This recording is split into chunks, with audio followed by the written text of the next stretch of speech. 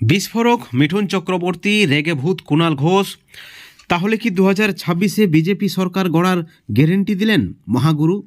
জেলখাটা আসামির কি আবার জেল? কুণালের ভয় রোগ ধরে ফেলেছে দাদা।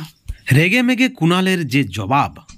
গরমকালে গরম শাল পরে যখন ভাষণ দিতেন তখন মনে ছিল না মিঠুন চক্রবর্তীকে কটাক্ষ কুণাল ঘোষের। বন্ধুগণ, আপনাদেরকে জানিয়ে রাখি এই মুহূর্তের সব থেকে যে বড় খবর, আপনারা জানেন মহাগুরু মিঠুন চক্রবর্তী তিনি হুগলিতে লকেট যে হেরেছে তার নিয়ে যে মন্তব্য করেছেন এবং যে কারণ তিনি সামনে এনেছেন তাকেই কটাক্ষ কুণাল ঘোষের।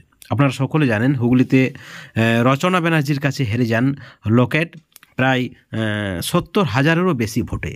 যদিও 19-এর লোকসভা নির্বাচনে জয়ী হয়েছিলেন লকেট, কিন্তু তারপরে রচনা বন্দ্যোপাধ্যায়ের কাছে হারা কোথাও না কোথাও এটাকে হজম করতে পারেনি বিজেপি।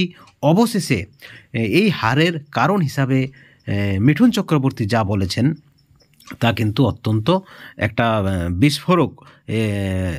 তার যে কারণ তিনি উল্লেখ করেছেন সেটা কিন্তু শুধু হুগলির নয়, সারা রাজ্যেরই একটা প্রধান কারণ বিজেপির ভোট কমে যাওয়া এবং বিজেপির সিট কমে যাওয়ার জন্য। কুণাল ঘোষের দাবি তৃণমূলের সিট বেড়েছে এবং আম্বেদকর ইস্যুতে ইতিমধ্যেই কুণাল ঘোষের নেতৃত্বে রাস্তায় নামতে চলেছে তৃণমূল। আপনারা সকলে জানেন হুগলিতে রচনা ব্যানার্জির কাছে হেরে গেছে লকেট এবং সেখানে মিঠুন চক্রবর্তী দায়ী করেছেন গোষ্ঠী কোন্দলকে।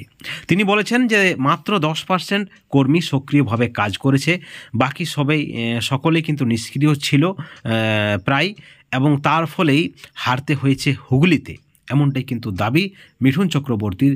কিন্তু তার এই দাবিকে মানতে নারাজ বিজেপির জেলা সভাপতি। তিনি বলেছেন না, অবশ্যই সক্রিয় সদস্য রয়েছে, 51,000 সদস্য রয়েছে তাদের।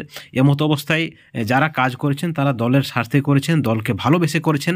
অপরদিকে মিঠুনের দাবি জিতেছি বলে নয় বা হেরেছি বলে নয়, যেহেতু প্রধানমন্ত্রীর নির্দেশ ছিল তাই তিনি আবার এসেছেন এবং এসেই তিনি যে দাবি করেছেন কোথাও না কোথাও বিজেপিকে পিছনে নিয়ে যাচ্ছে গোষ্ঠী কোন্দল, এবং এটা কিন্তু বাস্তব সত্য।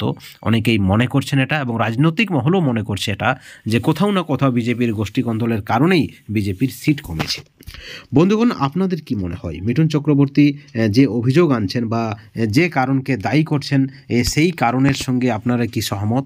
অবশ্যই আপনাদের মতামত চ্যানেলের কমেন্ট সেকশনে কমেন্ট করে জানাবেন। ভালো থাকবেন।